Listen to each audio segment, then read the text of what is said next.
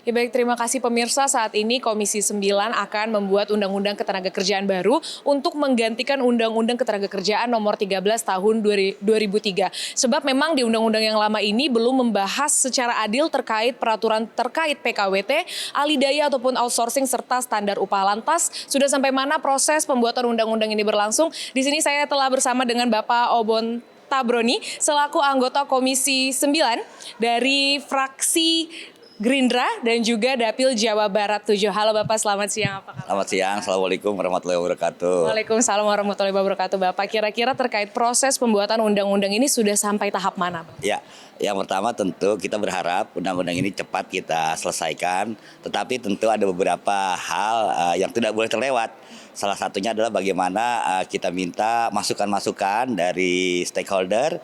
Kemarin kita sudah menerima masukan dari Universitas Padjadjaran, kemudian dari Universitas Trisakti atau dari akademis. Kemudian hari ini kita akan banyak diskusi dengan Apindo, Asosiasi Pengusaha Indonesia, sebelumnya dengan teman-teman Serikat Pekerja. Nah, masukan itu butuh karena ketika bicara Undang-Undang 13, Undang-Undang Ketenagakerjaan, ada hal-hal yang penting di mana ada kepentingan yang berbeda, kepentingan pengusaha dan kepentingan pekerja. Tentu dengan dua kepentingan tadi kita akan menempatkan pada posisi yang terbaik. Kemudian terkait dengan hal-hal yang sifatnya substansi, yang pertama kaitan dengan outsourcing atau alidaya, kemudian pekerja kontrak, tenaga kerja asing, upah. Upah sendiri kalau dijabarkan kan luas sekali, dari mulai apa kriterianya, kemudian dasar penetapan, sanksi, jenis-jenis upah.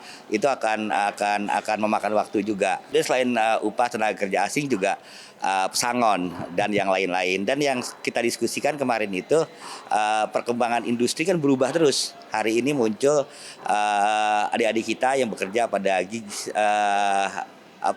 tenaga kerja di sektor, bahwa mereka yang bekerja di sektor-sektor teknologi yang sekarang ini kan harus diatur juga. Dulu kan belum sampai ke sana. Misal tentang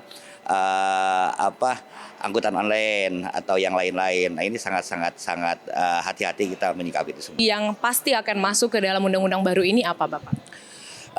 Kalau substansi yang baru sebenarnya kan ini dari Undang-Undang 13, kenapa kita lakukan revisi? Satu, karena MK, Mahkamah Konstitusi, yang dari pasal awal sampai akhir banyak sekali perubahan-perubahan yang ada. Sehingga daripada kita susun satu-satu, lebih baik kita membuat sesuatu yang baru. Yang substansinya sebenarnya kalau kaitan dengan tenaga kerja kan nggak jauh berbeda.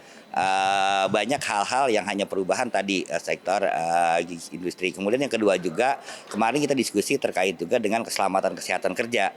Itu undang-undangnya Undang-Undang 170 itu sejak tahun 70, artinya sudah 56 tahun itu belum ada perubahan. Yang 56 tahun yang lalu pasti kan berbeda. Sanksi hukumnya begitu rendah, perkembangan teknologi itu juga menjadi sesuatu perhatian juga bagi kita. Kira-kira dari Komisi 9 sendiri menargetkannya akan selesai dalam tahun ini kah, Pak, atau seperti? Ya, kita akan dorong supaya tahun ini, karena MK kan memberikan batasan kalau nggak salah sampai Oktober. Undang-undang ini harus segera diselesaikan. Lihat dari semangat, kemudian kita optimis itu bisa kita selesaikan. Kemudian yang kedua juga bahwa sekarang di tingkatan bipartit, artinya bipartit itu antar serikat pekerja dalam tingkat nasional dan Apindo, mereka sedang melakukan diskusi-diskusi juga. Kita berharap diskusi mereka berjalan baik sehingga nantinya kesepahaman itu bisa dibawa ke DPR sehingga kita akan memudahkan jalan untuk secepat mungkin menyelesaikan undang-undang ini.